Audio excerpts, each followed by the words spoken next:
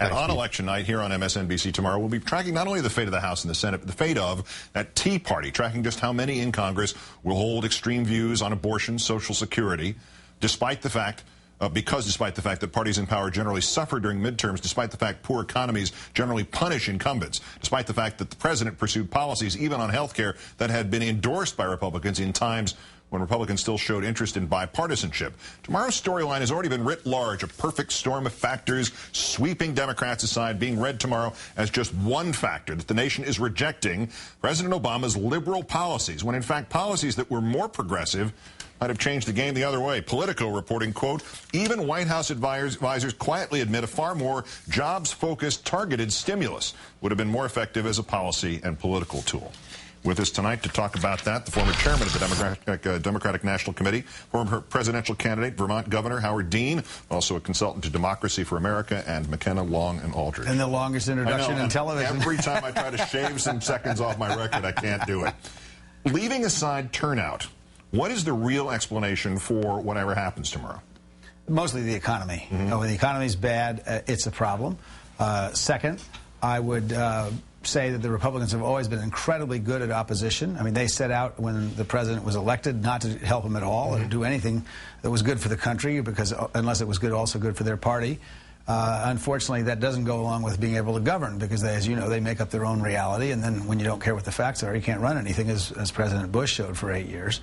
So, and then third, the president's senior staff missed the boat. They're all creatures of Washington. You can't reform Washington if you hire nothing but people who have been there for 20 years, and that's a problem. Is it registering, even on the eve of this, that perhaps if they had stayed a little bit more true to principle and tact as far left as they could get away with, rather than saying, all right, let's get a moderate cost course, we'll get some support from the Republicans that never came? Well, that was might the be looking problem. Differently. That was the problem with the inside the Beltway folks. Yeah. I think the president never really got the view of what was going on outside the Beltway. This is not an election about left or right, and the Tea Party is not against big government. These are big fallacies that are put forward by people like Fox. By the way, I never say Fox News. Those two words don't ever go together. It's either Fox or News, but they don't go together. Get a gold star. Yeah, that's right. But I wish they would get that through to the rest of the country, that Fox and News don't belong together. But it's not a matter of left and right. It was a matter of getting it done quickly. It's a matter of being clear, and it's a matter of being much tougher. We should have used reconciliation from the very beginning, and we would have gone through this stuff. But look, that's over. That's all water over the dam. We've got a big problem tomorrow. I'm probably the last person in Washington who thinks we're going to hold on to the House by 3 or 4 votes, but we'll find out. The early returns from Ohio, the number of Democrats voting early was huge, and so, I think there's some room still to think that we're going to hang on.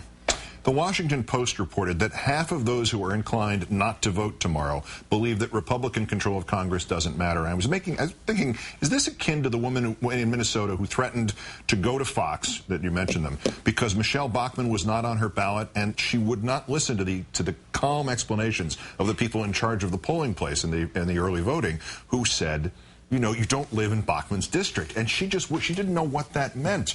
Whether it's party messaging or simple high school social studies classes, are simple civics facts not being taught enough anymore? No, it's not that. There's actually some really interesting psychological studying that goes on, and it's not just about politics. When people make up their mind, you can't change their mind with the facts. Once they invest their emotional being, I hate to sound like a snob, but it's inversely related to education. But when they invest their emotional being in a set of facts, facts don't change their mind, even if they're assuming things that are just simply not true. Last point, Mitch McConnell is quoted in roll call today. We need to view this with humility. There is no poll data showing the public is in love with us, which raises the very simple question. If the dog catches the car tomorrow, what does the dog do to it, and what happens to the car, and when does the car say, get off my dog? It's a big problem. We've seen that happen before. That's what happened in 2000 with an able assist from the Supreme Court. The fact is that we don't know what they're going to do. If 60% of all the deficits that are projected by the CBO in 2018 are due to the Bush tax cuts.